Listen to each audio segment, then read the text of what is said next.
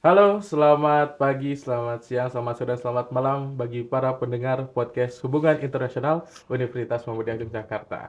Masih bersama saya Zulfan Fakri Mahendra dan hari ini kita kedatangan dan mengundang pembicara lain yang masih juga menjadi dosen di Hubungan Internasional Universitas Muhammadiyah Yogyakarta adalah Bapak Ali Maksum. Selamat datang Bapak Ali Maksum. Terima kasih Mas Zulfan atas Gimana kabarnya Pak? undangannya. Alhamdulillah baik. Baik, kalau sudah mendengar Pak Ali Maksum, mungkin beberapa mahasiswa HI erat kaitannya dengan studi ASEAN. Meskipun memang banyak dosen lain, tapi juga Pak Ali Maksum salah satu peneliti ASEAN yang ada di kampus kita, di jurusan kita. Dan hari ini mungkin topiknya sedikit bersinggungan dengan apa yang terjadi di Indonesia dan mungkin beberapa daerah lainnya. Siap, siap. Di berita-berita juga banyak. Hmm. Bahkan kemarin Filipina juga sama dengan sebuah tema utama. Sebenarnya teman-teman kita akan membahas tentang saya izin lihat dulu nih Pak. Aduh, takut salah bilang. Oke. Demokrasi Asia Tenggara. Oke. Kapan oligarki bertahan? Oke. Nah, kalau dengar bahasa oligarki, sepertinya mungkin para pendengar sudah matanya akhirnya melotot gitu Pak. Hmm. Oligarki. Hmm. Nah, apa yang ada di kepala saya mungkin oligarki juga erat kaitannya dengan bagaimana hubungan antara bohir, Pak. Bahasa lainnya tuh bohir, Hmm. pemegang modal, pemegang Oke. saham. Oke. Cuman masalahnya memang narasi yang sering dimasukkan adalah narasi politik. Nah, Hmm. mungkin ada yang ingin disampaikan dulu untuk pembuka pada diskusi kali ini menurut Pak Limangsum, kira-kira apa itu oligarki dan mengapa kita perlu memahami bahwa kapan oligarki di ASEAN bertahan dan mungkin kapan sebenarnya itu dimulai, Pak? Baik. Terima kasih Mas Zulfan. Jadi secara apa namanya? Ya, terminologi ya.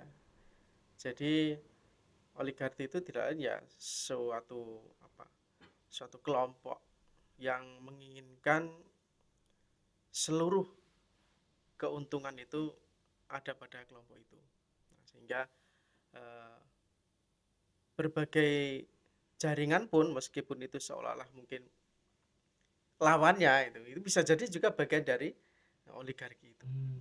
Karena eh, namanya oligarki tentu itu tidak lepas dari unsur-unsur pemegang kapital ya, modal Betul, ya, seperti yang betul. sering disampaikan oleh Profesor Faris, saya kira ya, beliau salah satu ya bekas saya ahli di bidang ekonomi politik di Asia Tenggara. Nah, saya kira apa yang disampaikan dalam bukunya Profesor Faris itu salah satu bentuk bagaimana konglomerasi itu Betul. kan perwujudan dari oligarki itu. Nah, sehingga dimanapun para oligark itu berkuasa, ya di situ ada sahamnya begitu kira-kira. Nah, apalagi di momen-momen politik, tentu mereka juga menanamkan saham itu. Nah, bedanya mungkin di daerah satu dan daerah lainnya, peran oligarki itu ada yang menonjol, ada yang mungkin tidak menonjol, kasat mata, tetapi mereka decisif ya, menentukan dari perjalanan itu. Karena apa? Ya karena yang namanya demokrasi liberal itu ya tentu pasti akan risikonya adalah adanya unsur-unsur kapital yang selalu menggerakkan roda demokrasi itu. Karena kalau betul murni ya demokrasi itu semestinya ya tidak ada paksaan, tidak ada pressure dan sebagainya, tetapi kontribusi oligarki itu menyebabkan ada yang namanya jual beli suara, kemudian apa propaganda, kemudian pengarahan dan sebagainya itu perlu modal kan. Kalau nggak perlu modal ya tidak mungkin itu akan berjalan. Nah, kemudian demokrasi ujung-ujungnya voting, suara Betul. terbanyak, sehingga apa namanya cara untuk memperoleh suara terbanyak itu ya kalau kita level pendidikan sudah maju itu karena kesadaran ya, tapi kalau level pendidikannya masih agak di bawah yaitu memang beresiko adanya eh, miss apa namanya miss Penyalahgunaan? ya betul seperti itu. Sehingga Hmm. apa kalau di Malaysia itu ada namanya suara hantu, kalau di Suara Indonesia hantu, itu betul, ada betul. ada money politics, Money kemudian politik. jual beli suara, itu biasa terjadi. Baik. Berarti kan kalau memang ditarik dari terminologi itu sepertinya mungkin ASEAN pun kita tidak bisa menyatakan kapan dimulainya ya Pak ya. Iya, iya, Tapi secara semu mungkin itu akhirnya masuk ke ranah-ranah politik, masuk ke ranah-ranah mm, bijakan. iya. Nah sebenarnya seberapa menguntungkan oligarki itu dari segala aspek? Apakah dia hanya menguntungkan satu pihak Mm. atau sejatinya memang ini hanya menguntungkan seluruh orang? Dan sebenarnya dampak buruk dan baiknya itu seperti apa sih Pak dengan adanya tatanan oligarki di Iya, ASEAN ini? iya. Kalau dari pandangan saya, secara pragmatis, sebetulnya oligarki itu sepanjang dia untung, ya sudah cukup. Tidak ada ekspektasi lebih dari itu ya. Nah, tetapi dalam beberapa hal bisa saja oligarki itu menyelipkan yang namanya ideologi yang bisa saja juga menumpang agenda di dalam politik itu bisa saja terjadi. Nah, sehingga eh, baik di Indonesia, di negara di Malaysia, di Singapura, di Filipina, saya kira munculnya oligarki itu sangat menentukan ya, apalagi ya level demokrasi di sini kan ya begitu ya, artinya Betul, tidak betul. tidak tidak purely demokrasi, tergantung naik turunnya indeks itu kan sudah kelihatan, freedom of press, kemudian media, kemudian hak asasi manusia, semua kan masih belum seperti yang diharapkan. Karena apa? Ya mereka ada kalkulasi tersendiri untuk untuk hal itu ya, sehingga oligarki terutama dalam event-event begini, pemilu misalnya, itu sangat sangat mempengaruhi ya, sangat menentukan.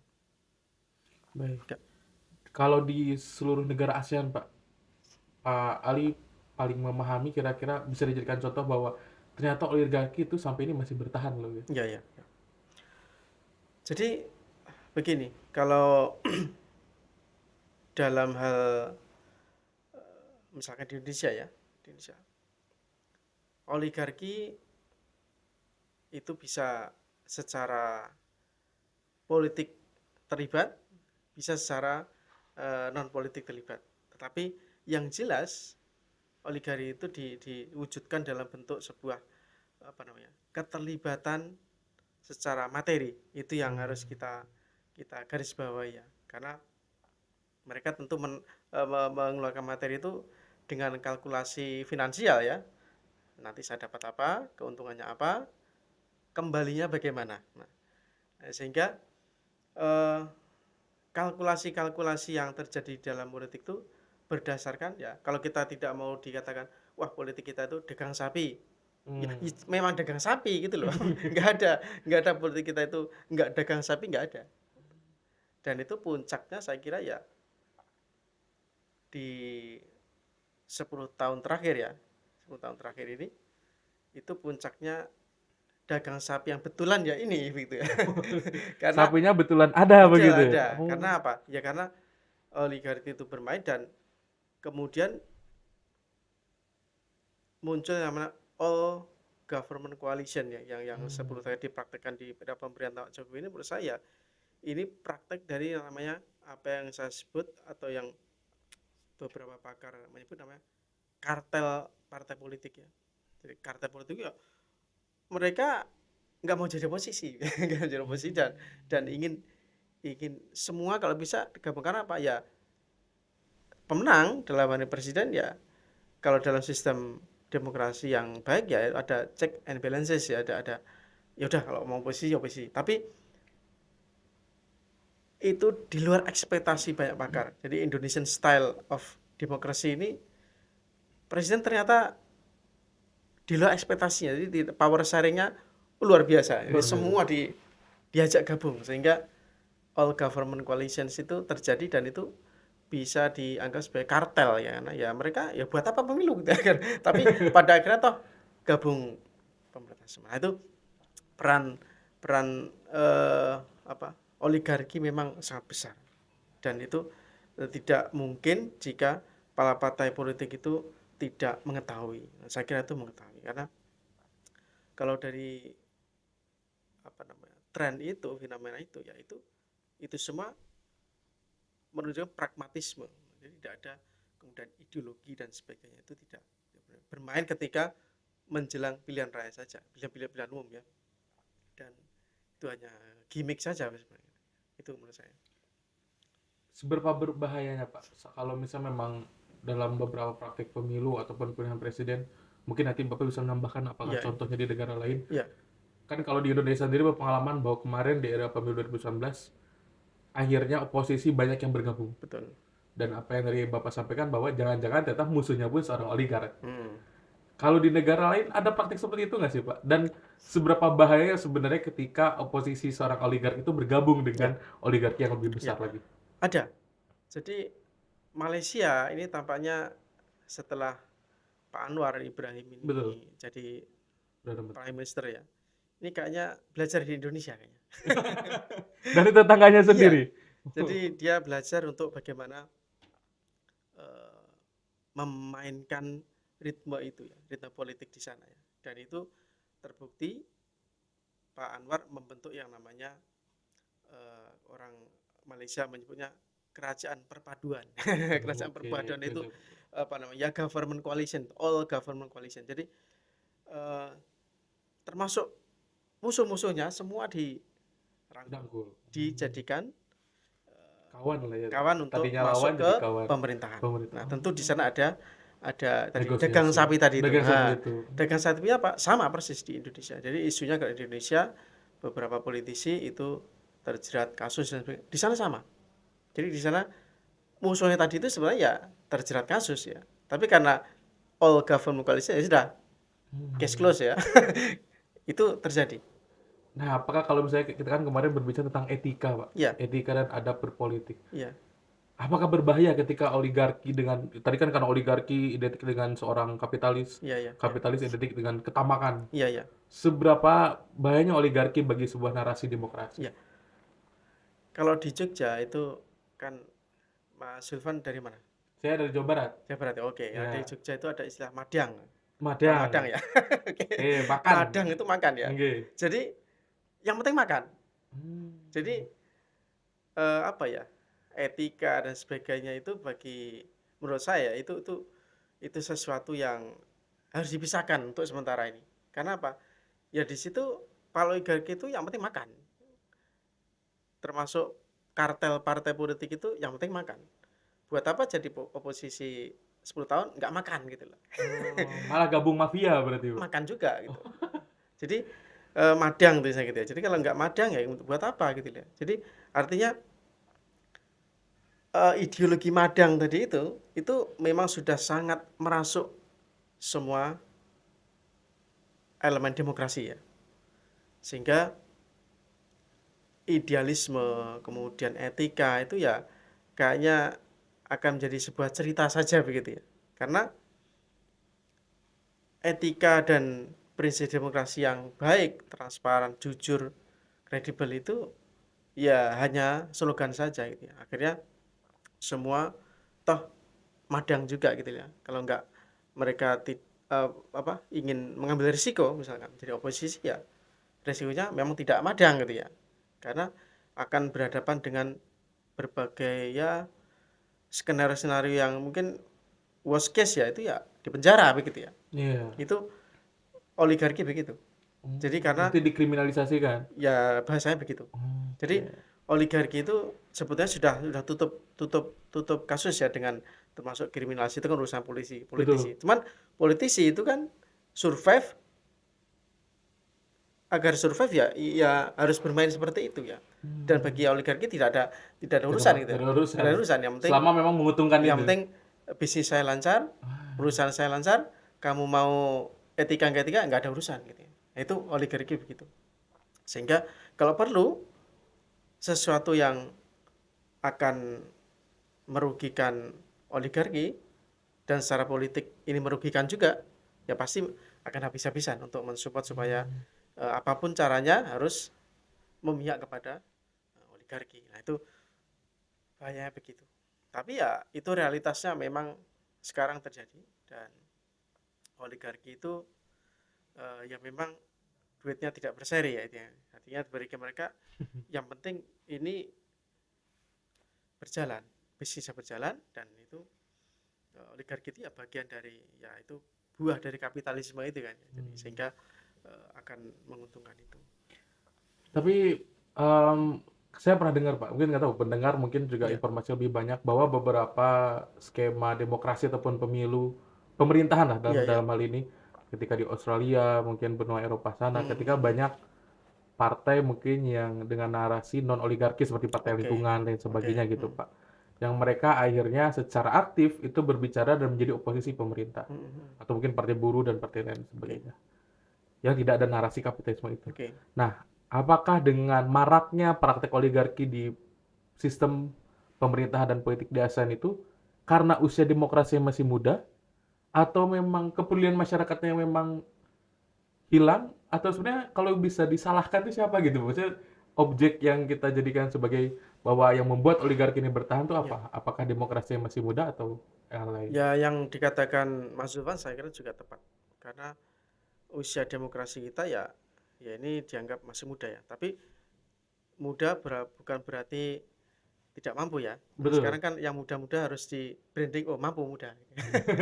Meskipun tidak mampu ya. Iya. Tapi usia demokrasi ini saya kira ya akan akan mempengaruhi jika ya memang dipengaruhi oleh, ya menurut pakar demokrasi masih seperti Robert Dahl dan sebagainya itu kan apa, tingkat pendidikan, kesadaran masyarakat, ekonomi itu akan mempengaruhi. Tapi jika kemudian tingkat literasi, edukasi itu rendah, bersanding dengan ekonomi yang juga rendah, ya ini riskan sekali.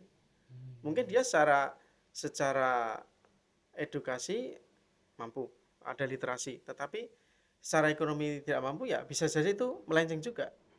Karena pengalaman saya ya ini beberapa hari yang lalu terima amplop juga itu ya. Serangan Fajar. Serangan fajar juga ya. Kapanpun ini diupload ternyata setelah pemilu Pak Ali kena serangan Fajar. Kena serangan fajar juga. Tetapi alhamdulillah saya kan tidak terpengaruh gitu ya. Alhamdulillah. Dan Artinya entah itu serangan fajar itu sesuai dengan partai yang saya pilih atau yang tidak, itu masalahnya kan urusan saya sendiri ya, betul, urusan betul, pribadi ya. Nanti betul. yang serangan fajar ini memang cocok dengan partai saya apa tidak gitu. Tapi faktanya saya mendapat serangan fajar. Nah, itu Hmm. fakta. Dan itu bagi yang misalkan literasinya agak rendah, ya pasti akan masuk juga, Terpengaruh. termasuk. Yang ketiga menurut saya ini apa namanya? Ya karena literasi rendah, tingkat pendidikan juga rendah. Masyarakat kita ini menurut saya ini termasuk di Asia Tenggara ya umumnya itu ya lebih terfokus kepada hal-hal yang memang tadi eh, Madang itu. madang tadi itu. Satu madang, kemudian yang kedua apa yang menurut pandangan dia secara Rasional. secara secara bukan secara empirik ya, Empirik. bukan Oh, rasional, oke. secara empirik itu menarik. Hmm. Jadi seperti apa namanya? Propaganda sosial media itu Betul, memang betul. very influential. Itu yang menurut saya. Contohnya saya tidak mencontohkan di Indonesia ya. Betul. Saya takut juga. Saya contohkan di Filipina. Baik. Jadi di Filipina itu karena propaganda sosial media itu ya orang akhirnya lupa akan latar belakang seseorang apa presiden itu yang namanya Bongbong Marcos sekarang ya. Itu eh, dengan latar belakang keluarga yang dulunya Mafia besar, iya kartel besar. di Filipina ya. Iya. Itu saya sempat ya riset sedikit ya di media itu ya. Itu sampai ikut reality show juga. Jadi Hmm. reality show-nya apa? Itu eh, Pak Bongbong itu berdiri di sini, itu loh yang guyur itu loh, Oh permain iya, guyur iya, itu. iya. Game show Ya ya begitu ya, game Pak, show. ya. Sampai diguyur, sampai begitu ya. Tapi ya memang itu untuk gimmick ya, gimmicknya. Kemudian setiap kali apa show ada hiburan-hiburan dan sebagainya. Itu saya kira membuat publik di Filipina juga akhirnya Mengenal, tahu Nah, gitu. oh ya ini mantap ini ya begitu. Ya harus Ah. dipilih seperti ini. Nah, itu saya kira eh, propaganda seperti itu memang terjadi ya. Di Malaysia juga sama. Di Malaysia itu apa namanya? eh Dibungkus dengan sesuatu yang menarik bagi masyarakat. Nah, tetapi kalau dalam kasus di Malaysia misalnya itu ya memang selain narasi-narasi di sosial media ya memang terjadi gesekan yang tajam ya antara yang memang pro status quo atau eh, anti status quo. Hmm. Nah, ini kan masih dalam pergantasi kekuasaan yang sering masih berulang kali di Malaysia. Jadi masyarakat eh, sebetulnya masih belum fix itu.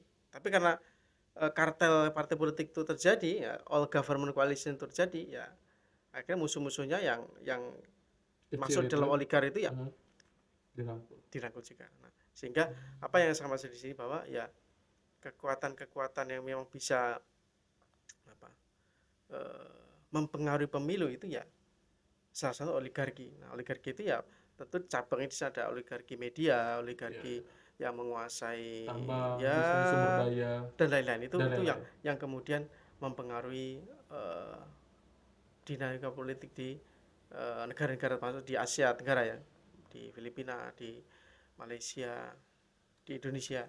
Dan apakah ini kalau kita berbicara tentang gelombang yang ada di Baik, ASEAN, Pak, apakah apa yang terjadi oleh Indonesia di keterbukaan media yang sangat iya besar iya. saat ini, Hmm. apakah yang terjadi di Indonesia itu justru akan saling dipelajari oleh negara-negara yang lain? Maksudnya Filipina mungkin atau Vietnam yang memang di secara GDP ASEAN mereka Hmm, hmm, hmm. beberapa menguasai perekonomian itu. Dan apakah justru hal itu tidak akan justru ketika beberapa negara di ASEAN yang maju dalam artian tingkat ekonominya itu oligarki yang bertahan Hmm, dan ada beberapa negara yang mungkin seperti Laos dan hmm, Vietnam, hmm, Laos dan Kamboja yang mungkin masih dengan sistem sosialis mereka, hmm, hmm. apakah memang mereka akan transisi juga akhirnya menuju oligarki itu atau justru malah ada hal unik baru gitu Pak di peta dinamika Ya, di ASEAN? kalau saya perhatikan memang kalau di Indonesia, Malaysia, Filipina kan jelas petanya oligarki tadi kan sudah jelas. Betul. Apa namanya? Pemainnya ya kira-kira kurang lebih sama begitu ya. Iya betul. Tetapi di Laos, di Kamboja menurut analisis saya itu ya oligarkinya sampai dipengaruhi oleh apa namanya? Kekuatan China ya. Itu saya Oh, bisa oke. katakan begitu ya. Karena apa? Ya ada yang mengatakan Kamboja itu ya salah satu provinsinya Cina itu. Ada yang mengatakan begitu ya. Hmm. Saking besarnya pengaruh Cina di sana. Jadi eh, dalam satu dokumenter di salah satu TV internasional ya saya kira itu menunjukkan bagaimana ekspansi Cina itu ya sampai ke eh, bidang-bidang yang menurut kita tidak rasional ya. Contohnya Seperti apa? Kasino. Jadi di sana itu salah oh, satu oke. kasino terbesar di Asia Tenggara ya. Jadi di Laos, di Kamboja itu Yang tempatnya punya orang judi itu. hmm? Yang punya ya Chinese ya, apa Oh, orang Cina ya, betul orang betul. China. Dalam lingkaran kapitalisme Cina Iya, itu. betul. Oh. Jadi mereka kalau dari segi apa terminologi sebenarnya China itu kan state capitalism ya, state capitalism. Jadi mereka ekspansinya secara negara itu kapital ya, tapi dalamnya kan tetap komunis ya. Betul Tapi betul. ekspansinya salah satu di Laos itu. Jadi di sana ya dampaknya ada, jadi orang dapat kerja dan sebagainya di kasino itu. Tapi betul-betul kasino itu memberi suatu keuntungan finansial luar Hmm. biasa kepada masyarakat di sana ya. Dan itu bagi mereka itu menguntungkan dan itu dilindungi. Bahkan itu bekerja sama dengan Pemerintah. Pemda setempat ya, Oh. Pemda setempat itu. APBD-nya dari Pemerintah kasino ya, Pak? ya. Jadi ada pemerintah desa, pemerintah daerah Daerah di sana. situlah ya. Oh. Itu bekerja sama ya. Nah, kita sudah berbicara negara-negara yang besar Iya secara ya. geografis, Hmm. dari mana apa itu Filipina dengan narkosnya, lalu Indonesia dengan oligarki tersebut, dengan Hmm. Malaysia yang masih satu rumpun, Kamboja dan Laos dengan narasi kepemimpinan pemerintahan China di sana. Bagaimana dengan Singapura, Pak, dan Ya. Brunei yang notabene secara geografi mereka negara yang kecil, dan apakah mereka juga mempraktikkan oligarki? Melihat Ya, bahwa Brunei dinilai sebagai negara dengan cadangan minyak terbesar ya, ya, dan Singapura sebagai kota bisnis. ya. Kalau Negara bisnis, maaf, Singapura negara bisnis. dengan Brunei itu menurut saya ini harus kita pisahkan dulu. Oke. Karena apa? Ya di Singapura ini kan eh, negaranya kecil, tapi sebetulnya oligarki yang mimpin ya. Hmm. Jadi di Singapura itu partai yang berkuasa sejak lahir sampai sekarang itu PAP ya. Iya, betul. PPP ya, ya PAP ya, People Action Party ya. Itu yang menguasai Singapura.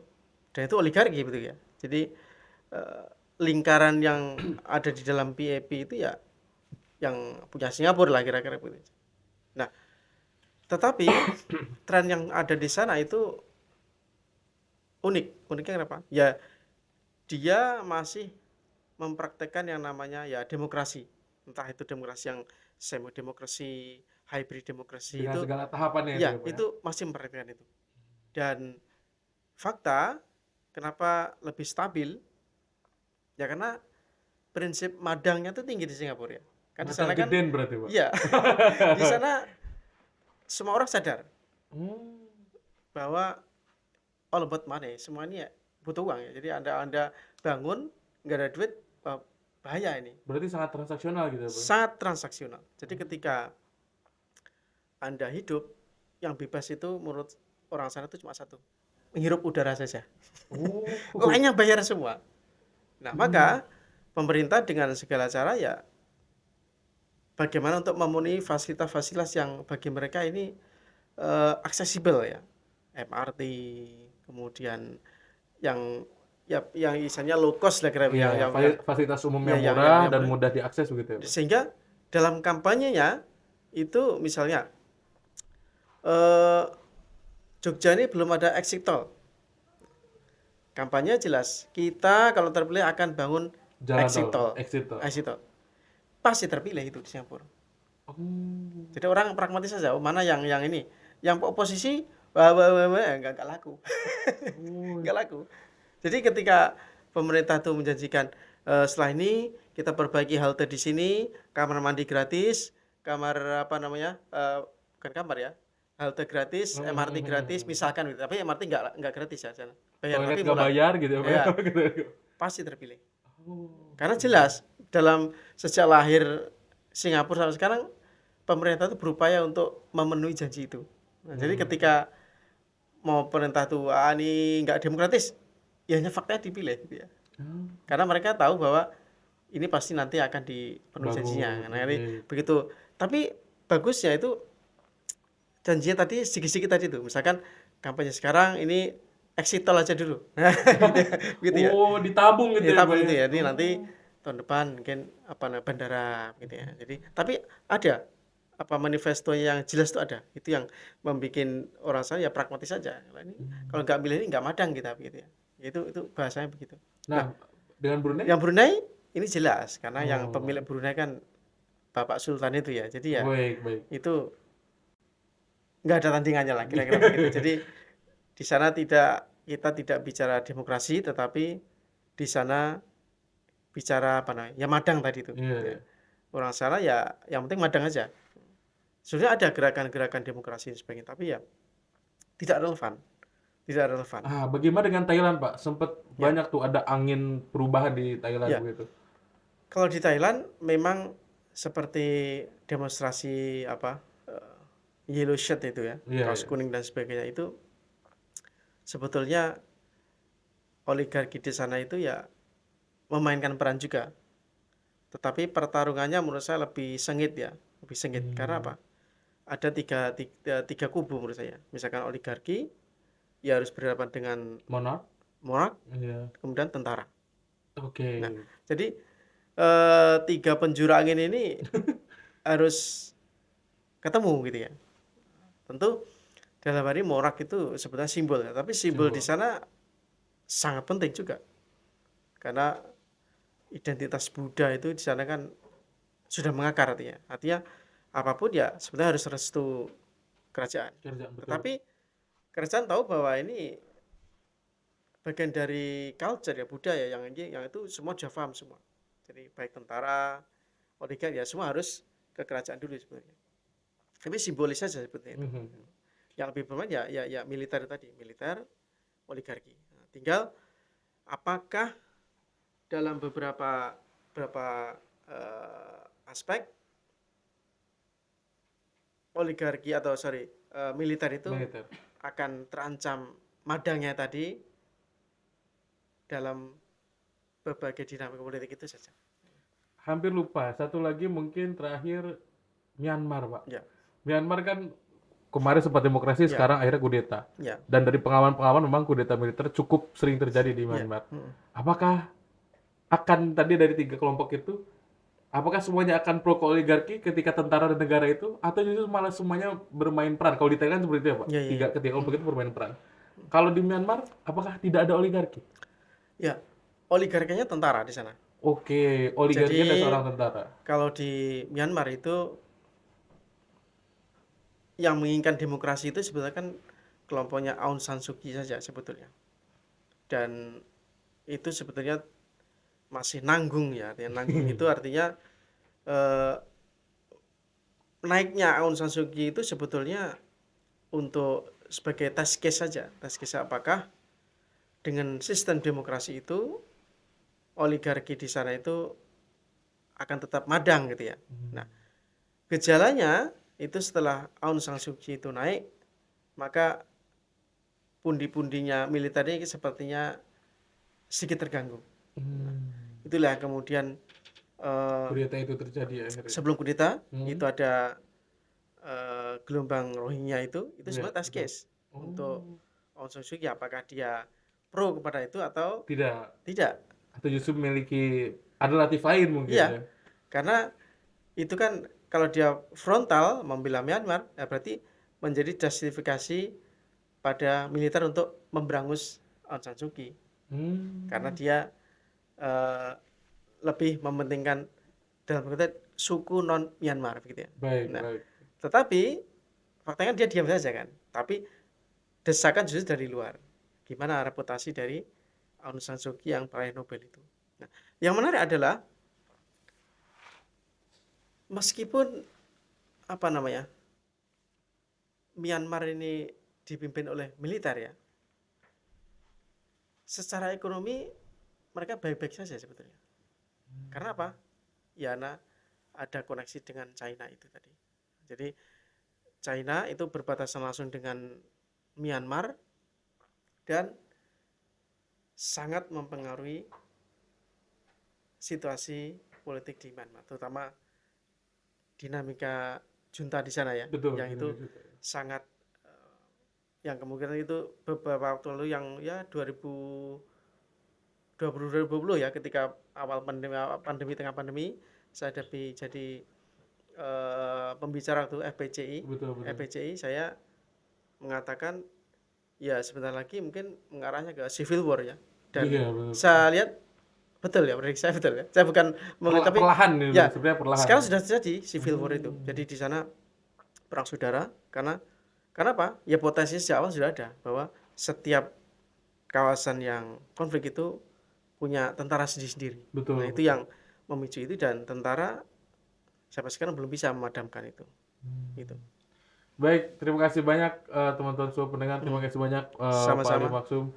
Sebenarnya membicarakan tentang bagaimana dinamika oligarki di ASEAN akan sangat panjang karena setiap negara di ASEAN memiliki pengalaman dan durasi waktu yang berbeda dalam mengenal narasi-narasi ataupun ideologi-ideologi pemerintahan. Tapi yang jelas apapun itu dan apakah oligarki akan selamanya bertahan di ASEAN itu kita tidak bisa jawab sekarang karena kita bukan dukun. Tapi yang jelas selama memang itu kita amini sebagai sebuah dinamika, saya pikir akan lebih bijak apabila kita mengucapkan selamanya itu membawa kebaikan, maka mungkin oligarki ataupun narasi demokrasi lainnya yang ada di setiap negara Mungkin ASEAN. satu tambahan lagi, Oh, Mas. boleh, silakan, Pak. Jadi apakah membawa kebaikan itu menarik? Nah, Jadi ini. kalau negara-negara misal kita ya, Indonesia ini kan budaya budaya Jawanya kan sangat gotong royong. kuat sekali ya, Oh, budaya Jawa. mempengaruhi politik nasional ya. Jadi salah satu ciri budaya Jawa itu adalah avoiding the conflicts ya. Jadi jauh, nggak enakan, sungkan, ya selalu menghindari konflik. menghindari konflik. Maka ya ujung-ujungnya madang tadi itu. Yang Madang. penting kita madang sama-sama. Jadi kumpul nggak ngumpul, yang penting makan. Ya, itu falsafah yang sederhana tetapi faktanya ada. Ya. Faktanya terjadi. Dan itu diwujudkan dengan karta politik yang semua menolak oposisi. Kita tunggu saja apakah nanti betul-betul all government coalitions atau kita akan mempraktekkan demokrasi. Itu saja. Baik, terima kasih banyak seluruh pendengar podcast Hubungan Internasional Universitas Muhammadiyah Jakarta. Kembali mungkin bisa saya katakan bahwa apakah oligarki akan bertahan itu masalah durasi waktu dan bagaimana dinamika berjalan di Ya. setiap negara.